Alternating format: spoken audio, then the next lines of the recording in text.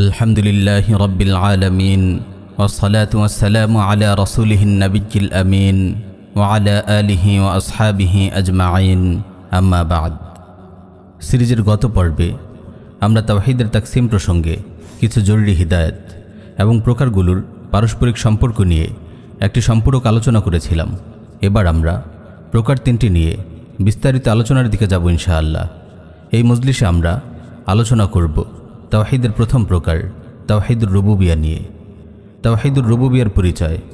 তাওহীদুর রুবুবিয়ার সংজ্ঞা দিতে গিয়ে শেখ হাফিজ বিন আহমদ আল হাকিমি রাহিমাহুল্লাহ বলেন, হুয়াল ইকরারুল জাজিম বিআন্না আল্লাহ তাআলা রাব্বু কুল্লি শাইইন ওয়া মালিকুহু ওয়া খালিকুহু ওয়া মুদাব্বিরুহু ওয়াল মুতাসাররিফু ফীহি লাম ইয়াকুল লাহু শারীকুন ফিল মুলক ওয়া লাম ইয়াকুল লাহু ওয়ালিয়্যুম মিনায-যুল ওয়া লা রাদ্দা লিআমরিহি ওয়া লা মুআক্কিবা লিহুকমিহি ওয়া লা মুদাদ্দা লাহু ولا مماثل له ولا سمي له ولا منازع في شيء من معاني ربوبيته ومقتضيات أسمائه وصفاته। তাওহীদুর রুবুবিয়া হলো একথার নিরঙ্কুশ স্বীকৃতি দেয়া যে আল্লাহ তাআলা সব কিছুর সৃষ্টিকর্তা, তিনিই সব কিছুর মালিক, গোটা বিশ্বজগতের তিনিই একমাত্র পরিচালক ও নিয়ন্ত্রক, তিনিই সব কিছুর প্রতিপালক।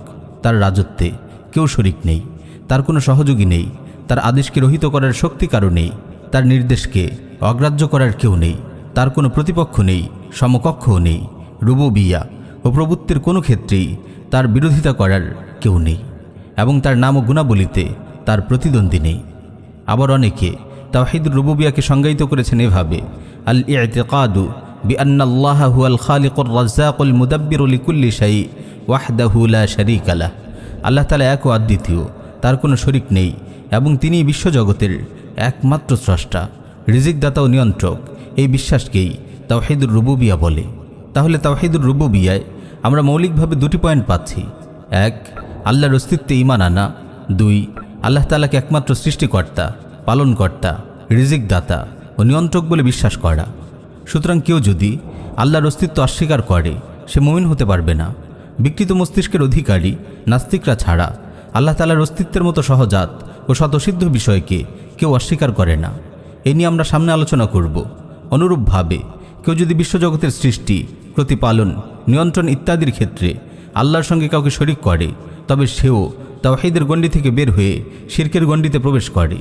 ওলি বুজুর্গরা পৃথিবী পরিচালনা করেন, তারা মানুষের লাভ ক্ষতির মালিক, তারা সন্তান দিতে পারেন। এই ধরনের অপবিশ্বাস যদি কেউ লালন করে তবে সে মুশরিক। তাওহীদুর রুবুবিয়ার দলিল। আল্লাহর অস্তিত্বে বিশ্বাস মানুষের সহজাত প্রবৃত্তি, এর জন্য বাহ্যিক কোনো দলিলের মোটেও দরকার নেই। আল্লাহ রাব্বুল আলামিন আমাদের এই বিশ্বাস দিয়েই সৃষ্টি করেছেন। আল্লাহর অস্তিত্ব একটি প্রাকৃতিক ও সহজাত অনুভূতি।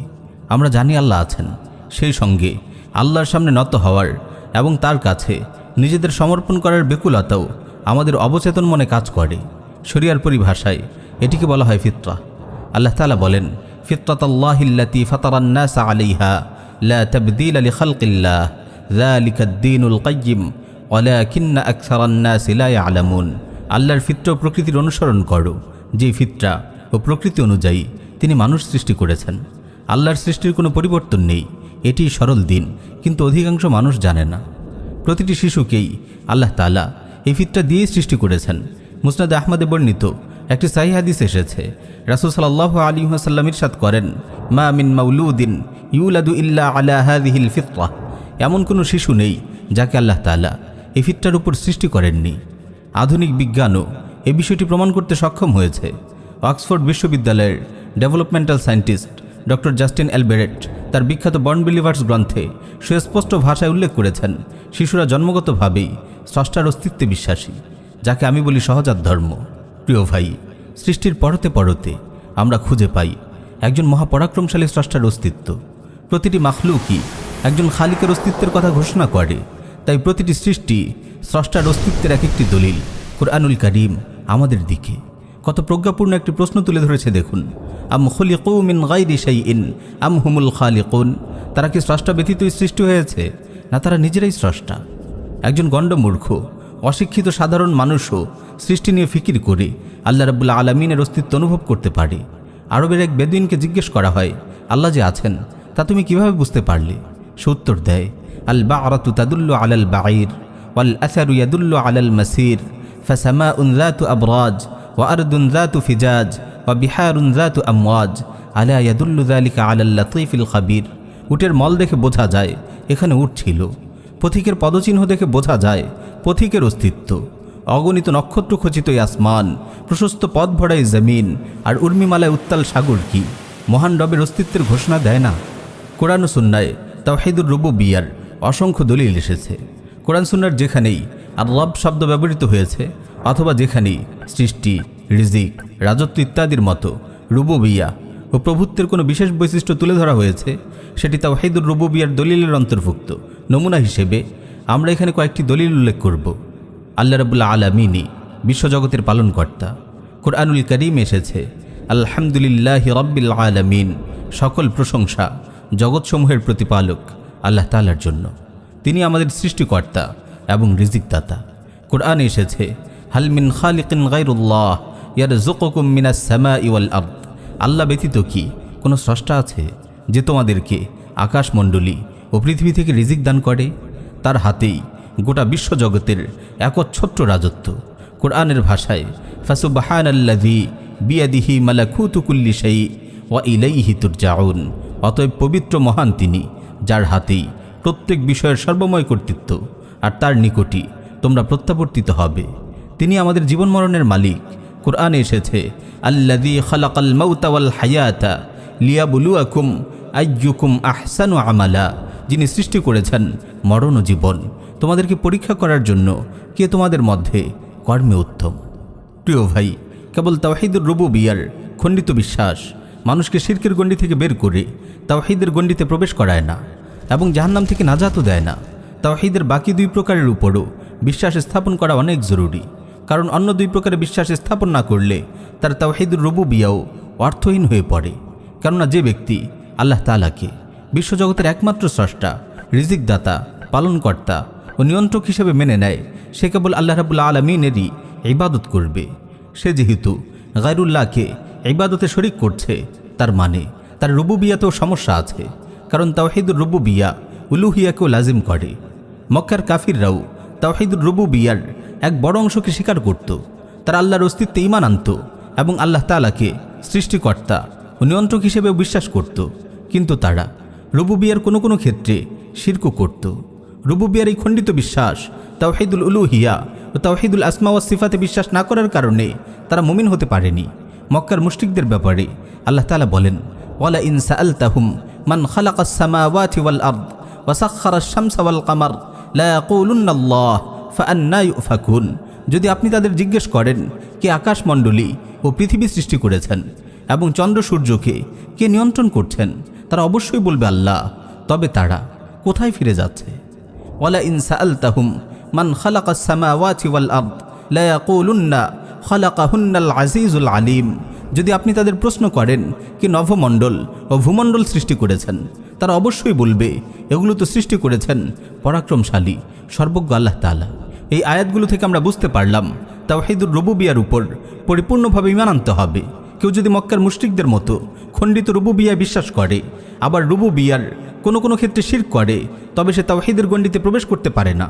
কেউ তাওহীদুর রুবুবিয়্যা তথা আল্লাহকে একমাত্র সৃষ্টিকর্তা, রিজিকদাতা, পালনকর্তা ও নিয়ন্ত্রক হিসেবে মেনে নেয়, কিন্তু গায়রুল্লাহকে বা কোনো কমিটিকে কিংবা কোনো সরকারকে আইন ও সংবিধান প্রণেতা বলে বিশ্বাস করে, অথবা কোনো সংসদকে হালাল হারাম, বৈধ অবৈধ ঠিক করে দেওয়ার কর্তৃপক্ষ বা মালিক মনে করে, সেও মুশরিক হয়ে যাবে, কারণ সে আল্লাহকে একমাত্র বিধানদাতা হিসেবে গ্রহণ করেনি, বরং গায়রুল্লাহকে এর সাথে শরীক করেছে। প্রিয় ভাই, আপনি একটু নিজের চিন্তা বিশ্বাসগুলোকে যাচাই করে দেখুন তো, আপনি কি আল্লাহ ছাড়া অন্য কাউকে আইন প্রণেতা ও বিধানদাতা মনে করেন? আপনি কি মনে করেন আল্লাহর নাজিলকৃত শরিয়াকে বাদ দিয়ে কোনটি বৈধ কোনটি অবৈধ তা নির্ধারণ করে দেওয়ার অধিকার কোনো সরকার বা সংসদের আছে? একজন মুমিন এই সবগুলো প্রশ্নের জবাব দেবে না। আল্লাহ ছাড়া আমি কাউকে বিধানদাতা মনে করি না। হালাল হারাম ও বৈধ অবৈধ ঠিক করে দেওয়ার একমাত্র মালিক আল্লাহ রাব্বুল আলামিন। কিন্তু অত্যন্ত দুঃখের বিষয়, আমাদের দায়ী ভাইয়েরা তাওহীদুর রুবুবিয়্যার সবগুলো দিক তুলে ধরেন না, কিছু বলেন আর কিছু বলেন না। ফলে অনেক ক্ষেত্রে আওয়াম ভাইদের কাছে তাওহীদুর রুবুবিয়্যার অনেকগুলো দিক অস্পষ্ট থেকে যায়। মক্কার মুশরিকদের মতো তাদের রুবুবিয়্যাও খণ্ডিত হওয়ার আশঙ্কা তৈরি হয়। আল্লাহ তাআলা আমাদের হেফাজত করুন। প্রিয় ভাই, এভাবে রুবুবিয়ার সবগুলো বিষয় নিয়ে ভাবুন। মনে রাখবেন, আল্লাহর রুবুবিয়ার সঙ্গে সংশ্লিষ্ট যত গুণ ও বৈশিষ্ট্য আছে, এগুলোর একটিও যদি গায়রুল্লাহর জন্য সাব্যস্ত করা হয় তবে তার শিরক বলে গণ্য হবে। তাওহীদুর রুবুবিয়ার গুরুত্ব ও তাৎপর্য। তাওহীদুর রুবুবিয়া তাওহীদের বাকি দুই প্রকারের জন্য ভিত্তি হিসেবে কাজ করে, কারণ এটি স্পষ্ট যে তাওহীদুর রুবুবিয়ার স্বীকৃতি ব্যতীত তাওহীদুল উলুহিয়া ও তাওহীদুল আসমা ওয়াস সিফাতের কোনো অর্থই হয় না। তাই তাওহীদুর রুবুবিয়ার স্বীকৃতি অত্যন্ত গুরুত্বপূর্ণ। বান্দা যখন আল্লাহর অস্তিত্বে বিশ্বাস করে এবং আল্লাহ তাআলাকে বিশ্বজগতের একমাত্র স্রষ্টা, রিজিক দাতা, পালনকর্তা, নিয়ন্ত্রণকারী হিসেবে মেনে নেয়, এক কথায় সে যখন তাওহীদুর রুবুবিয়ায় বিশ্বাস স্থাপন করে, তখন এই বিশ্বাস তাকে তাওহীদুল উলুহিয়ার দিকে ধাবিত করে। কারণ যে ব্যক্তি তাওহীদুর রুবুবিয়া স্বীকার করে নেয়, সে তাওহীদুল উলুহিয়া স্বীকার করতেও বাধ্য হয়ে পড়ে। প্রথমে মানুষের অন্তরে তাওহীদুর রুবুবিয়ার কথা আসে, তারপর তা উন্নত হয়ে তাওহীদুল উলুহিয়ায় রূপ নেয়। আর এজন্যেই আল্লাহ তাআলা এই তাওহীদুর রুবুবিয়াকে তাওহীদুল উলুহিয়ার জন্য দলিল হিসেবে পেশ করেছেন এবং তাওহীদুল উলুহিয়াকে অস্বীকার করার কারণে তাওহীদুর রুবুবিয়াও যে অর্থহীন হয়ে পড়ে তা সুন্দরভাবে বুঝিয়ে বলেছেন। তাওহীদুর রুবুবিয়ার আলোচনা এখানেই শেষ করছি। আগামী মজলিসে আমরা তাওহীদুল উলুহিয়া নিয়ে বিস্তারিত আলোচনা করব ইনশাআল্লাহ।